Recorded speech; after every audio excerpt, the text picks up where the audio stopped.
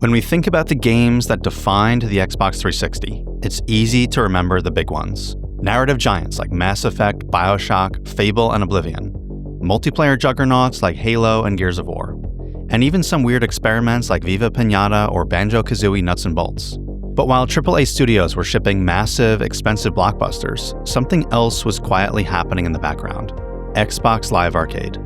Lower-priced, bespoke experiences from much smaller teams sold digitally right alongside those other big releases.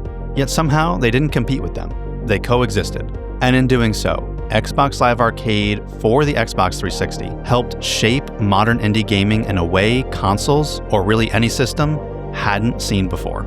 Just some highlights here: Braid, Limbo, Trials HD, Marble Blast Ultra, Castle Crashers, and Uno weren't just side content. They became major events and led to millions of downloads on the platform. Before we go any further though, what was your favorite Xbox Live Arcade game? Let me know in the comments.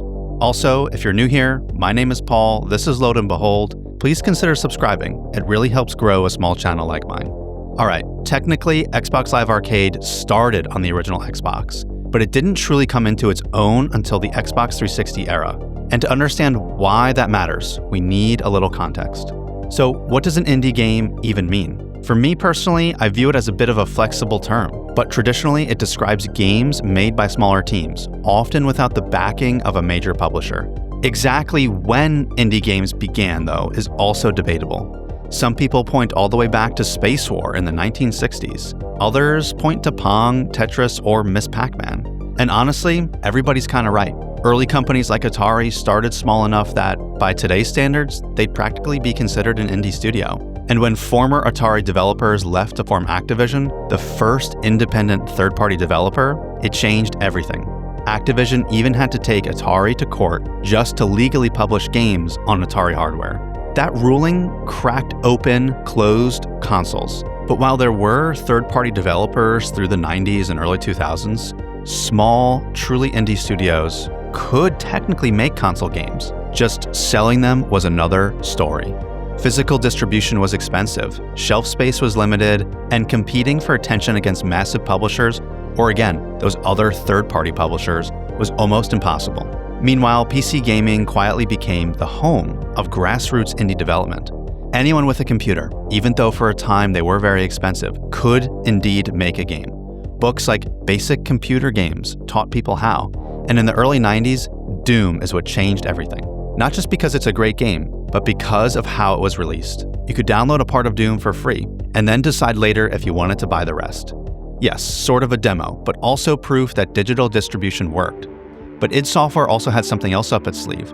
Later in the 90s, they released the source code for the engine for Doom, and that decision is still important to indie games today. But in the early 2000s, consoles were still a bit off limits for indie games. That is, until Xbox Live Arcade launched on the original Xbox. The problem is, it was clunky at the time. You needed a broadband internet connection, again, that was rare back then, an Xbox Live subscription, and a physical disc to just access the marketplace.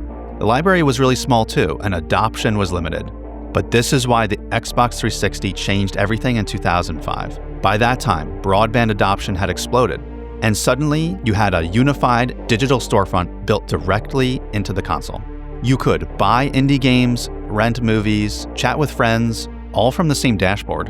And crucially, your indie game purchases sat right next to AAA releases. This was huge. For the first time, on consoles, and I'd argue anywhere, small teams had a guaranteed audience, predictable monetization, and a trusted marketplace. And players were hungry for these experiences, shorter, even sometimes stranger, more experimental games that wouldn't have made sense as $60 retail releases. But at the same time that Xbox Live Arcade was gaining momentum, another platform was slowly gaining steam. Steam. Originally, Steam existed just to update Valve's games more easily. Its early years were a bit rough. Valve even had to sue their publisher, Sierra, to operate independently. The idea of a fully digital storefront was still very radical at the time. In 2006, Steam had about 70 games released, and only a handful of them were indie titles. Fast forward to today, and Steam dominates the PC market. Over 130 million active users, roughly 75% market share for PC, and in 2025 alone, nearly 20,000 games released on the platform. But this scale didn't happen overnight. Programs like Steam Greenlight in 2012 tried to accelerate indie publishing, but approvals were very slow. It wasn't until Steam Direct, which replaced Steam Greenlight, launched in 2017. This removed many barriers that allowed the indie floodgates to truly open.